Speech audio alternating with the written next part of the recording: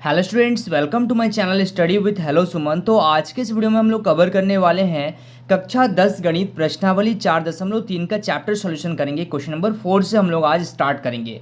इससे पहले हम लोगों ने क्वेश्चन नंबर 1 से लेकर क्वेश्चन नंबर 3 तक के क्वेश्चन को सॉल्व कर लिया है। अगर आप उस वीडियो को नहीं देखे हैं तो उसका लिंक मैंने डिस्क्रिप्शन में डाल दिया है, आप जाकर उस वीडियो को देख सकते हैं। तो स्टूडेंट्स, अगर आप मेरे चैनल पर नए हैं तो प्लीज़ चैनल को सब्सक्राइब करना मत भूलिए। इस वीडियो के नीचे एक सब्सक्राइब बटन दिख रहा होगा, उस बटन को प्रेस करिए और नोटिफिकेशन को ऑल पे प्रेस करिए ताकि इस तरीके का हर वीडियो का नोटिफिकेशन आप तक पहुंचे। तो स्टूडेंट्स, चलिए इस वीडियो को बिना टाइम वेस्ट करते हुए फटाफट से स्टार्ट कर लेते हैं। देखिए, क्वेश्चन नंबर 4 को ध्यान से देखिएगा।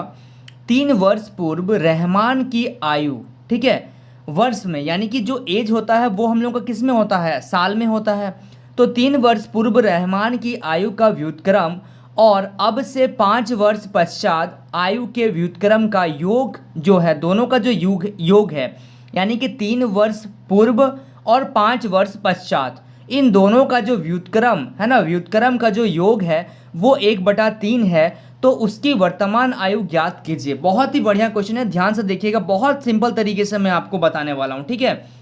तो सबसे पहले हम लोगों को यहाँ पे मेंशन कर देना पड़ता है कि हम लोग लिखेंगे यहाँ पे माना रहमान की आयु। यहाँ पे आयु जो है, यानी कि जो एज दिया गया है वो दिया नहीं हुआ है कि 10 वर्ष 5 वर्ष, ऐसा कुछ नहीं है। जो रहमान की आयु है वो 3 वर्ष पूर्व ये है और फिर 5 वर्ष पश्चात ये, मतलब एक डिजिट आपको नहीं दिया गया है।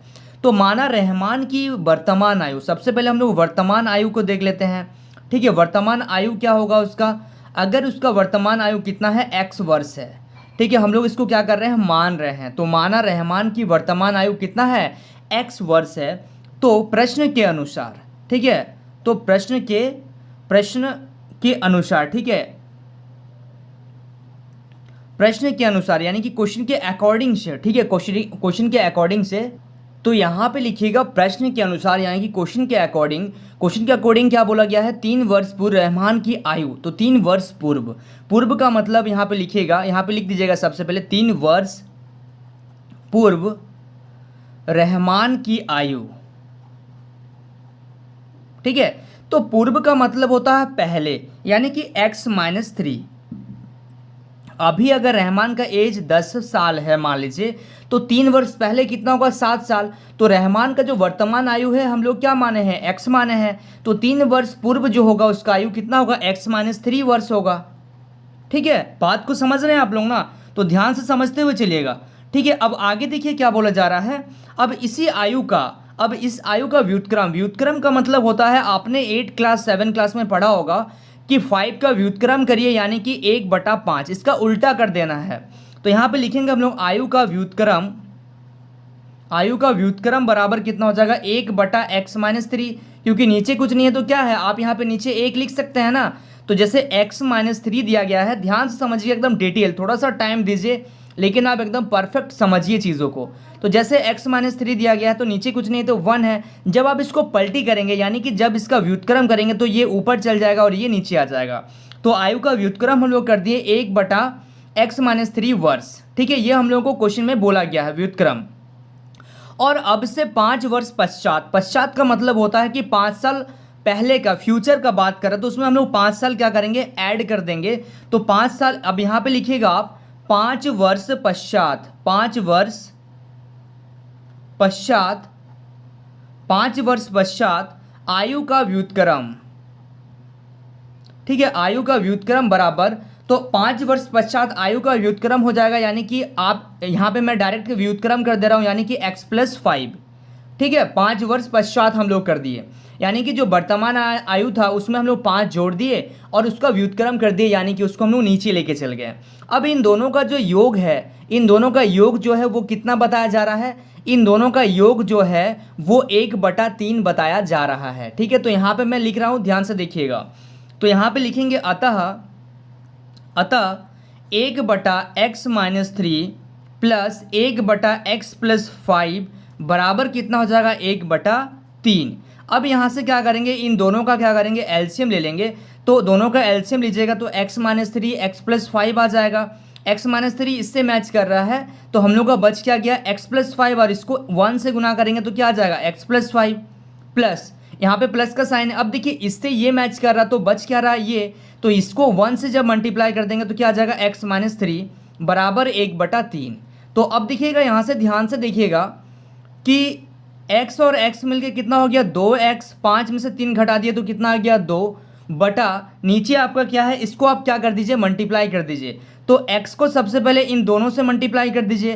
तो x को जब x से मल्टीप्लाई कर रहे हैं तो क्या आ रहा है आपका, x को x से मल्टीप्लाई कर रहे हैं तो x² प्लस x को 5 से मल्टीप्लाई करें तो 5x। उसके बाद -3 को भी पूरा से मल्टीप्लाई कर दीजिए। तो -3 को जब x से गुना करेंगे तो -3x माइनस और प्लस क्या आ जाएगा -3 5 जा कितना हो जाएगा 15 इज इक्वल टू 1/3।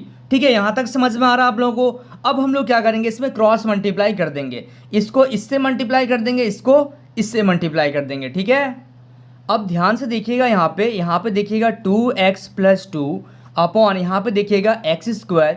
यहाँ पे देखिए ये प्लस और माइनस, क्योंकि 5x से 3x है तो प्लस और माइनस माइनस हो जाएगा। 5 में से 3 को अगर माइनस कर देंगे तो क्या बचेगा आपका 2x - 15 इज इक्वल टू 1/3। ठीक है, ध्यान से देखिएगा। अब यहाँ पे क्या करेंगे हम लोग क्रॉस मल्टीप्लाई, मैंने आपको बोला था क्रॉस मल्टीप्लाई आप कर भी सकते थे, लेकिन यहाँ पे हम लोग कर रहे हैं क्योंकि एक स्टेप हमने और सॉल्व कर दिया। ठीक है, अब क्रॉस मल्टीप्लाई कर दीजिए। तो जब क्रॉस मल्टीप्लाई करेंगे तो क्या होगा, 3 को इससे गुना कर दीजिए तो 3 गुना 2x + 2 और इसको क्या कर दीजिए 1 से मल्टीप्लाई कर दीजिए, यानी कि x² + 2x - 15। तो अब देखिए इसको क्या कर रहे हैं मल्टीप्लाई कर रहे हैं, 3 को 2 से मल्टीप्लाई करेंगे तो 6x + 3 2 जा 6 is equal to x² + 2x - 15। अब जो भी टर्म आपका इस तरफ है सारा टर्म को आप इधर लेके चल जाइए तो आपका बचेगा क्या x² + 2x - 15 और ये सारा टर्म उठ के इधर आ जा रहा है। तो ये प्लस का 6x है तो इसको इधर लेके चल जाएंगे तो माइनस का 6x, और ये प्लस का 6 है इसको जब इस पार लेके जाएंगे तो माइनस का 6 इज इक्वल टू 0। तो अब देखिएगा यहाँ से x², ये प्लस का 2x और यहाँ पे माइनस का 6x, प्लस और माइनस माइनस। ठीक है, 6 में से अगर आप 2 घटा दीजिएगा तो क्या हो जाएगा 4x हो जाएगा, और ये 6 बड़ा है इसके आगे क्या है लगेगा आपका माइनस का साइन लगेगा। अब माइनस और माइनस क्या हो जाएगा प्लस, 15 और 6 कितना हो जाएगा 21, और 15 बड़ा है इसलिए यहाँ पे क्या लगेगा माइनस का साइन लगेगा इज इक्वल टू 0। अब आपको क्या करना पड़ेगा, इसको ब्रेक कर लेना पड़ेगा। ठीक है, आपको इसको क्या करना पड़ेगा, जैसे हम लोग द्विघात समीकरण करते हैं और शून्यांक निकालते हैं उसी तरीके से आपको इसका शून्यांक फाइंड करना पड़ेगा। आप लोग ध्यान से देखते हुए चलिएगा। ठीक है, थोड़ा सा बड़ा हो रहा क्वेश्चन। तो अब देखिएगा इसको हम लोग इससे मल्टीप्लाई कर देंगे, यानी कि आपका आ गया -21x²। अब इस नंबर को ऐसे ब्रेक करिए कि जोड़ने पे आपका माइनस का 4x आ जाए और गुना करने से क्या आ जाए 21 आ जाए। तो चलिए एलसीएम ले लेते हैं हम लोग, कितना बार में 3 × 7 = 21। तो अब देखिए अगर हम लोग 7 में से 3 घटा रहे हैं तो 4 आ रहा है, और 7 को 3 से गुना करें तो 21 तो आ रहा है, लेकिन आपको माइनस का लाना है। तो जो माइनस का आपको 21 लेके आना है उसके लिए आप क्या करेंगे, माइनस का 3 को ऐड कर देंगे प्लस का 7 से। ठीक है, क्योंकि देखिए माइनस और प्लस मिलके क्या हो जाएगा माइनस हो जाएगा, यानी कि 7 में से जब 3 घटाएंगे तो क्या आ जाएगा 4 आ जाएगा, और 7 बड़ा है इसके आगे क्या आ जाएगा आपका यहाँ पे एक चीज़ देखिएगा, सॉरी यहाँ पे ध्यान से देखिएगा, प्लस का 7 तो आपका है ही है, यहाँ पे होगा आपका ऐसे 3 में से आप 7 घटा दीजिए। तो देखिए प्लस और माइनस क्या हो जाएगा, -7 में से जब 3 घटा रहे तो आपका आ रहा 4, और 7 बड़ा है इसके आगे माइनस का साइन है इसलिए यहाँ पे माइनस का साइन लगेगा, और जब आप गुना करेंगे तो ये चीज़ आपका आ जाएगा। ठीक है, तो यहाँ पे लिखिएगा x² माइनस का 7x प्लस का 3x माइनस का 21 इज इक्वल टू 0। तो अब देखिए यहाँ से क्या करेंगे, यहाँ से हम लोग यहाँ से और यहाँ से x कॉमन ले लेंगे। जब हम लोग यहाँ से x कॉमन लेंगे तो बचेगा आपका x - 7 प्लस, जब आप यहाँ से 3 कॉमन लीजिएगा तो बचेगा आपका x - 7 इज इक्वल टू 0। तो अब ध्यान से देखिएगा x - 7 इन दोनों चीज़ से आप x - 7 कॉमन ले लीजिए तो आपका यहाँ से क्या बचेगा x और यहाँ से क्या बचेगा प्लस का 3 इज इक्वल टू 0। तो अब क्या करेंगे हम लोग, यहाँ पे ध्यान से देखिए x - 7 को 0 से इक्वेट कर दीजिए और x + 3 को क्या करिए 0 से इक्वेट कर दीजिए, यानी कि 0 के बराबर कर दीजिए। तो x का वैल्यू ये -7 है, जब इस पर आ जाएगा तो प्लस का 7 हो जाएगा, और x इज इक्वल टू कितना हो जाएगा, ये प्लस का 3 है, जब इधर आ जाएगा तो माइनस का 3 हो जाएगा। ठीक है, तो यानी कि यहाँ पे देखिएगा, यहाँ पे हम लोग एक लाइन ऐड करेंगे। अब यहाँ पे लिखेंगे अतः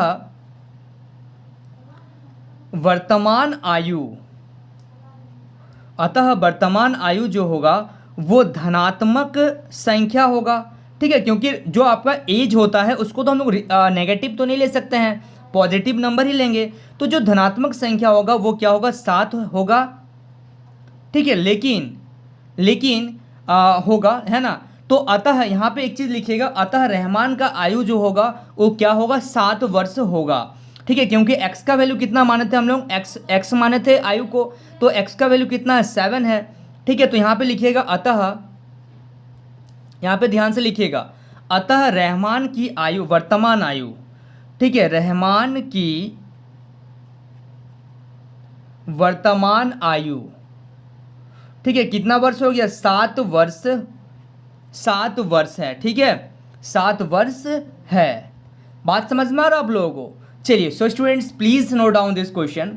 सो स्टूडेंट्स आई होप आपको इस वीडियो से काफ़ी कुछ सीखने को मिला होगा।